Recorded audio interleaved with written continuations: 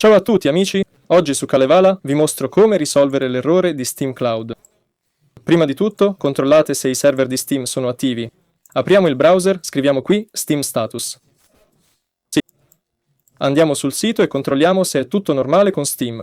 Come vediamo, adesso è tutto verde, è tutto a posto.